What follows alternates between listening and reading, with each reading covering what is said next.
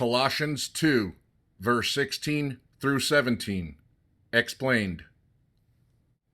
Colossians 2, verse 16 through 17. So let no one judge you in food or in drink, or regarding a festival or a new moon or Sabbaths, which are a shadow of things to come, but the substance is of Christ. Mainstream Christians often cite Colossians 2, verse 16 through 17 in proclaiming that they should not be judged, rebuked, for consuming unclean creatures, and for not observing the seventh-day Sabbath.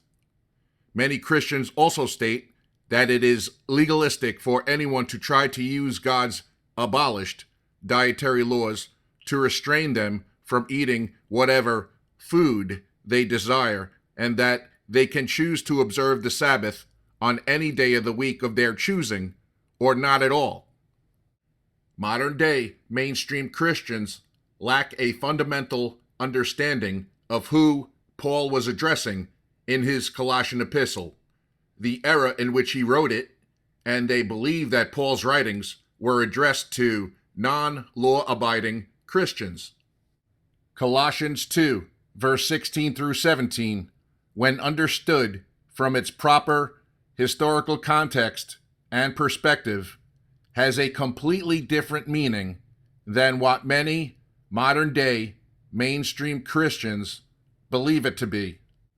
Paul was addressing new Messianic Colossian converts who lived among the heavy influence of Babylonian, Greek, and Roman cultures.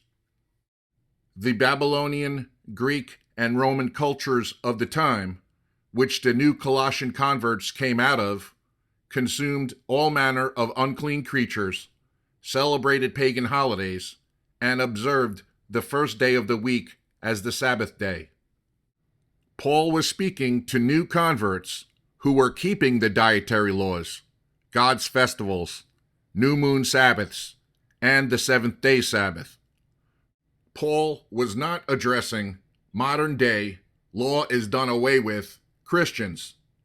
Paul was instructing the Colossian converts to not be concerned with those who judged, mocked, ridiculed them in eating food and drink according to God's dietary laws, or regarding God's festivals, or new moon celebrations, or the seventh-day Sabbath.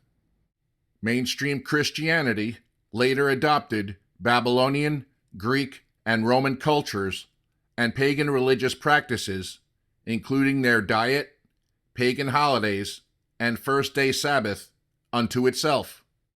Christians do not observe new moons, so Paul was not addressing modern-day mainstream Christianity in Colossians 2, verse 16 through 17. Colossians 2, verse 16 through 17 are applicable verses to Messianic and Hebrew roots believers who often receive judgment, mocking, ridicule from their non-law-abiding Christian brethren for observing the dietary commandments, God's feasts, new moons, and the seventh-day Sabbath. A shadow of things to come. Many Christians misunderstand Colossians 2, verse 16 through 17, and think it means that God's dietary laws and Sabbath were merely a shadow of things to come, and now that Christ has come, we no longer need to obey his dietary commands or observe the Sabbath day. Many people twist Paul's words to do away with God's perpetual laws.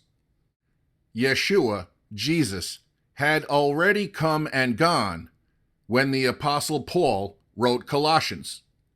Colossians 2, verse 16 through 17 was not a prophecy concerning the Messiah, Christ, who had already come. Consuming proper food and drink, observing God's festivals, new moons, and Sabbaths are still things that are yet to come for the majority of people living in the world. Do not think that I have come to abolish the law or the prophets. I have not come to abolish them, but to fulfill them. I tell you the truth, until heaven and earth disappear, not the smallest letter, not the least stroke of a pen, will by any means disappear from the law until everything is accomplished. Anyone who breaks one of the least of these commandments and teaches others to do the same will be called least in the kingdom of heaven. But whoever practices and teaches these commands will be called great in the kingdom of heaven.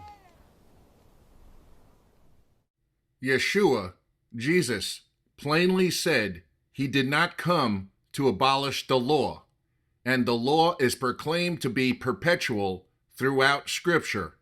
So Colossians 2, verse 16 through 17 should be understood with the underlying precept understanding that God's laws are eternal.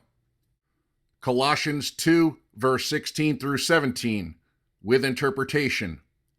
Let no one judge, mock, ridicule you in food or in drink, as you obey God's dietary commands, or regarding a festival of God, or a new moon, or the seventh-day Sabbaths, which are a shadow of things of the age to come, but the substance is of Messiah, Christ.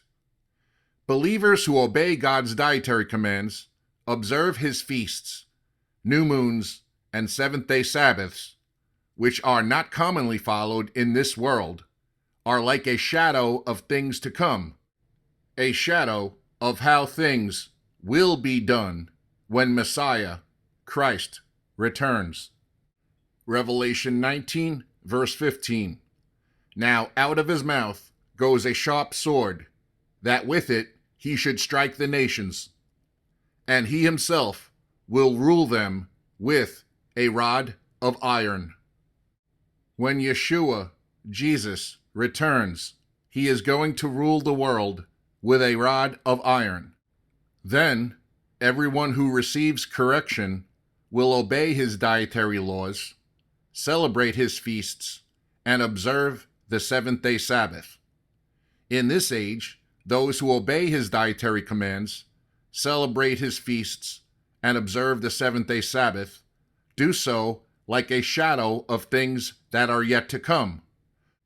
When his kingdom comes, believers who obey his food and drink laws, honor his feasts, and observe the seventh-day Sabbath will no longer be the shadow. They will be the substance of Messiah, Christ. They will be the norm. The Lord's Prayer, Luke 11, verse 2. Yeshua, Jesus, said to them, when you pray, say, Our Father, who is in heaven, hallowed be your name. Your kingdom come. Your will be done on earth as it is in heaven. It is God's will that we consume sanctified creatures for food and abstain from eating unclean creatures according to his dietary commands, to maintain good health and to prevent us from acquiring various bodily cancers, diseases, and plagues, so as to not be consumed by them. It is God's will that we celebrate and worship him through his ordained feasts, and not through pagan holidays such as Christmas and Easter. It is God's will that we observe the Sabbath and rest from our labors on the seventh day, which he sanctified at creation, when he rested on the seventh day, after forming the earth in 6 days during the creation week. God's will is not currently being done on earth, even by most professing Christians. God's will be done when Yeshua, Jesus, returns. When Yeshua, Jesus, returns to earth, he will impose his laws and rule over man with a rod of iron. Those who willingly obey him now in matters of diet, festivals, and Sabbaths are a shadow of things to come, the obedient firstfruits of his coming kingdom.